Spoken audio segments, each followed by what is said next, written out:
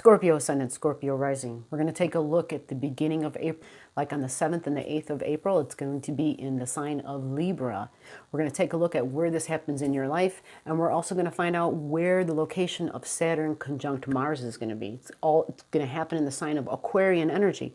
Remember, Aquarian energy is technology, it's advancements for humanity, it's thinking outside the box, it's the sign of the inventor. So Saturn being there will actually stay in that sign for about 2.5 years. Now Mars joins it, so when Mars and Saturn come together, Saturn represents restrictions. So many times when you've got the Mars factor, Mars being our physical body, right? We may feel more restrictions on our physical movements. So this is a time of disciplined action. So let's go ahead and take a look at the days that lead up to it, the days that we dive into the deep of it, and that we can understand maybe when there's a time of a little bit of ease coming for us to look forward to. So let's dive deep into the All Astrology. We're going to start off with the butt end of March. We have March 31st. At this time, 28th, 29th, 30th, 31st, today's date is actually the 28th of March. We are looking at Mars already conjunct Saturn. Mars is sitting at 28 degrees Capricorn. We also have the planet Venus floating around about 23 degrees, almost 24 degrees. And this is important to understand because we have also right now, we have, boy, tons of dates and degrees here. We have Jupiter at 24 degrees, and we have Pluto at 24 degrees. They're together, and they're in the sign of Capricorn, which is an earth sign. So if Venus tightens up and gets closer to that 24 degree mark, almost 25 degrees, she will send a beautiful supportive beam of energy to your location of Capricorn. And location of Capricorn in your chart, Scorpio Ascendant, Scorpio Rising, your Capricorn energy is in your third house. This is your thinking. This is how you speak. This is how you communicate. The people in that location in your life are going to be your neighbors. They're going to be siblings. Going to be people that maybe you work with, people that you know, it's the house of the salesperson. It's business. It's Mercury energy because it's the third house. So it's all about relating. It can be even doing things with the hands, which would involve being artistic and creative as well.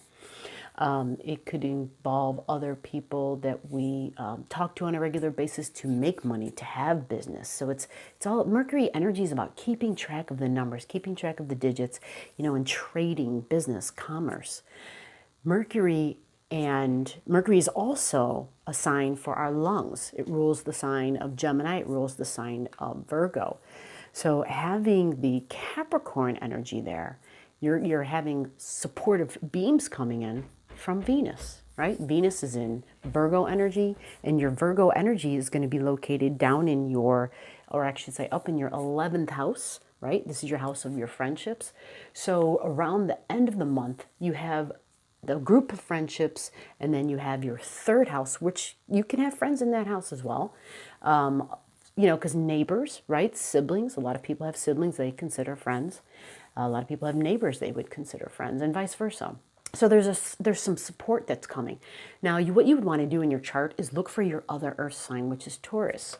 Now, we all have our transiting Uranus in the sign of Taurus right now. It's like between 4 and 5 degrees. But see if you have anything natally there. If you have something natally at the 23, 24, 25 degree, you're going to have a grand earth trine hitting you. And this is super supportive because it's going to hit 3 areas of your life. Beautiful beams of support. And this could be money. This could be financial benefit, which everybody will be getting to some degree, likely. But you would be getting more if you have it hitting 3 areas of your life. If you don't know this for yourself in your own chart, comment your birth digits below. I can go ahead and take a look at it for you, and I can give you a quick answer. Or if you have any more other in-depth questions that might take some more time, I can look into those things for you as well. Now let's go into the understanding Mars and Saturn a little bit better. That was some of the good news, right? When we talk about Saturn and Mars going into the Aquarian energy, Aquarius represents the people, groups. Well, that's interesting, right? Because Saturn represents restrictions. So groups, right? Okay, we're not allowed to go into groups right now. We're being told stay away from groups. We're being told to self-isolate, or what's the word they're using? Social distancing, safe spacing, whatever, physical distancing, however you want to put it.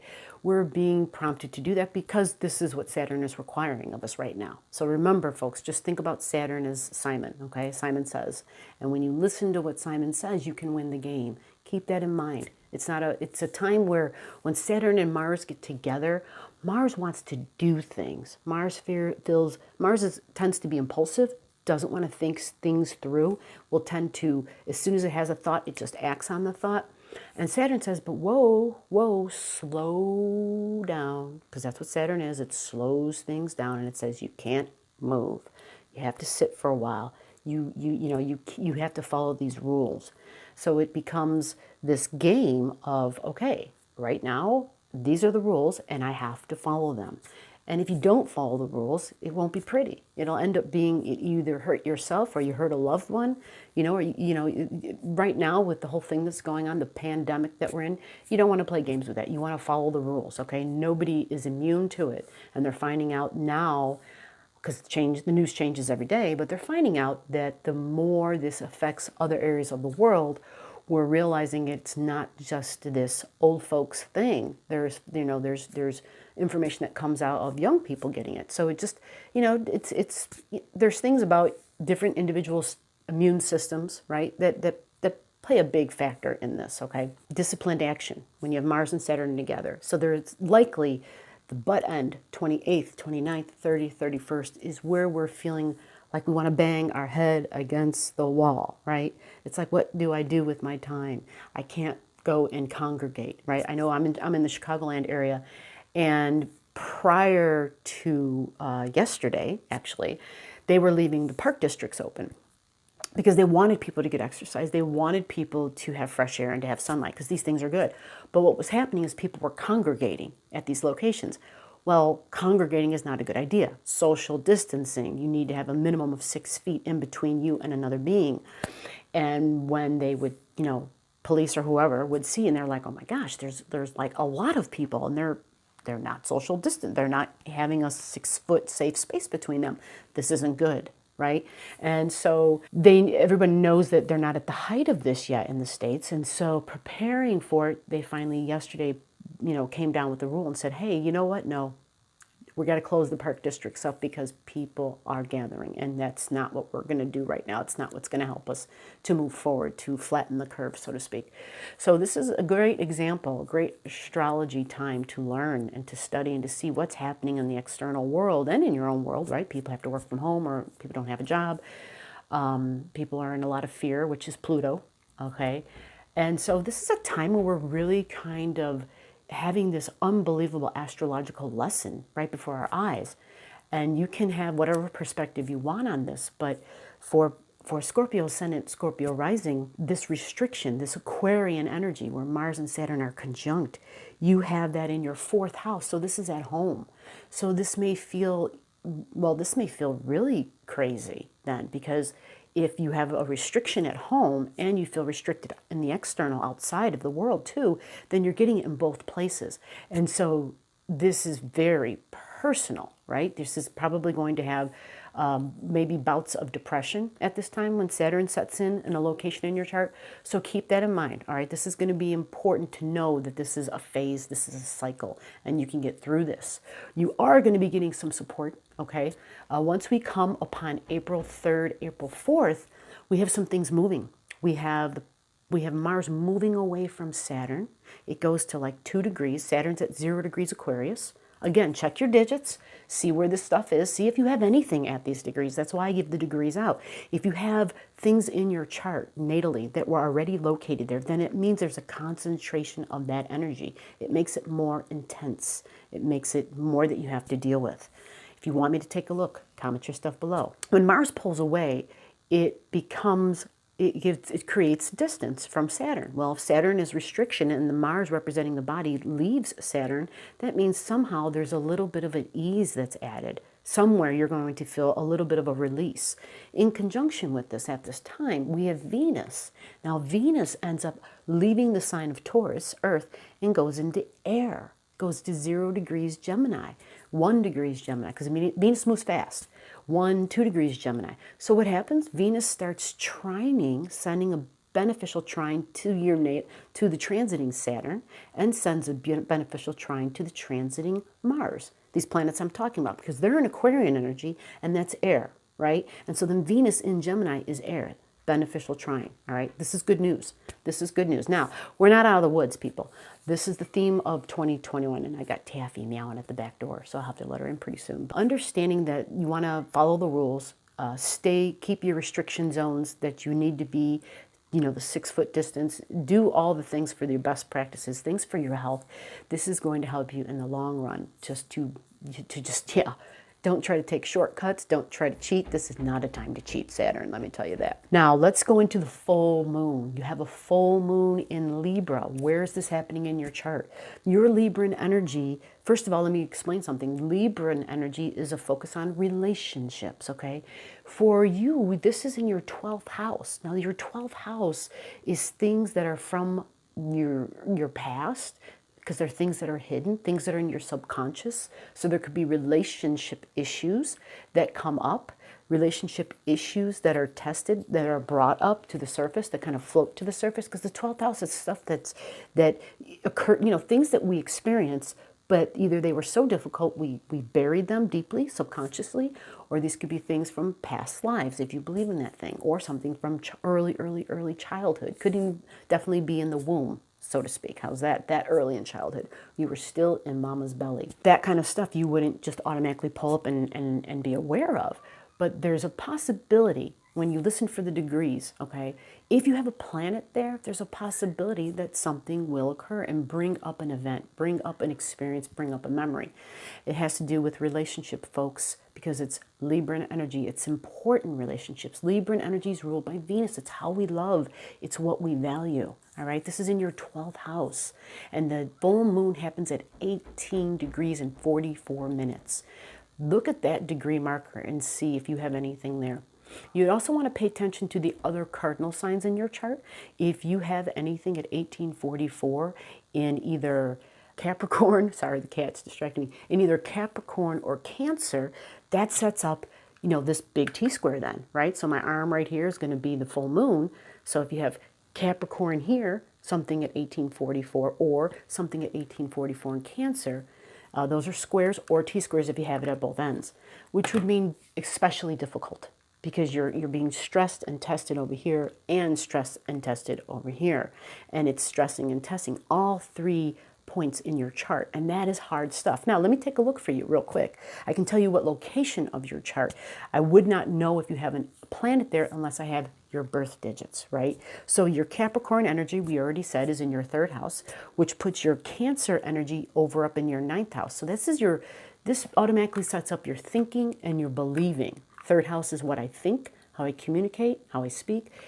9th house is my opinions, my beliefs, my philosophy on my life, right? My religion. And the full moon energy right there is in the 12th house, okay?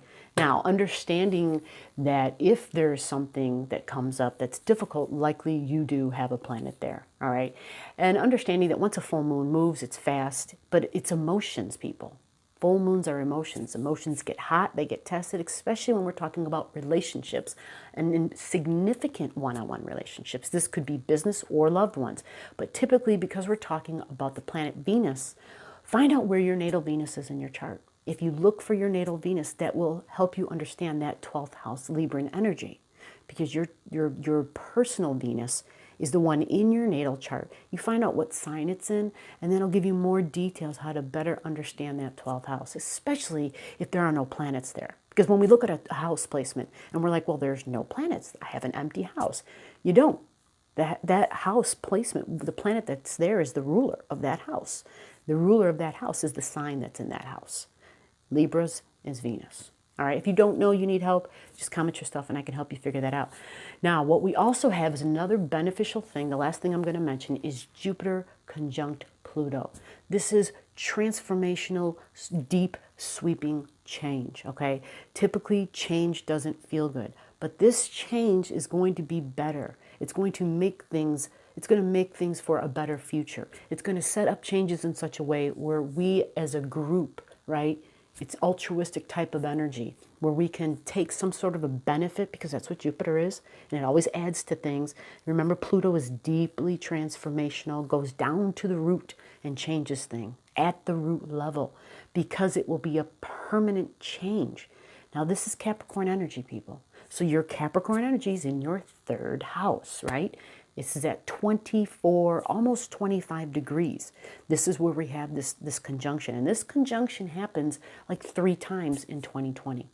So what's going to occur in your chart, you want to see if you have anything squaring that 24, 25 degrees mark in Capricorn energy. And that would mean you're looking for cardinal energies.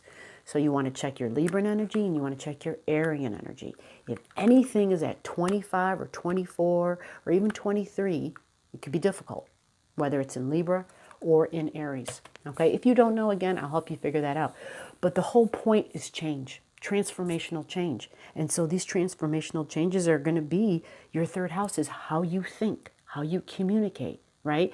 This is all really coming down to our Uranus energy. Uranus is in Taurus, and that's where we're reevaluating our values. Remember, Taurus's ruler, again, is Venus. So you see how Venus is very much a huge part of 2020. Not to mention the planet, or the asteroid Juno, is transiting through Libran energy for about a year. And it goes forward, it retrogrades, goes forward, retrogrades. Every time we get a retrograde, we go inward. And we will have a Venus retrograde. I will talk more about that in next week's videos. And we'll go deeper, but it basically is coming down to what I value. Do I value myself? Who is part of what I value? And understanding that there may be things in your life that you once valued that you no longer value. You realize you had a superficial value. And that's what this is all about. Figuring out what it is that's important and what we really need. All right, so Scorpio ascendant, Scorpio risings, keep your eye on your 12th house and be aware of the full moon energy, which happens, if I didn't mention it, on the 7th and the 8th of this month, or of April, I should say. And understanding, if you have things that come to the top, be the witness. Don't let your emotions control you. This is a tricky time that we're all in. We're being tested in multiple ways. And the whole point is to move forward, to elevate our consciousness together, right? A big event like this, we will have a cosmic consciousness evolution occurring. And so this is a good thing in the big scale of it all, the macro. All right, so I hope this has put some light upon your path, and give me a shout out and let me know what it is you're doing during this time to keep yourself sane. Bye.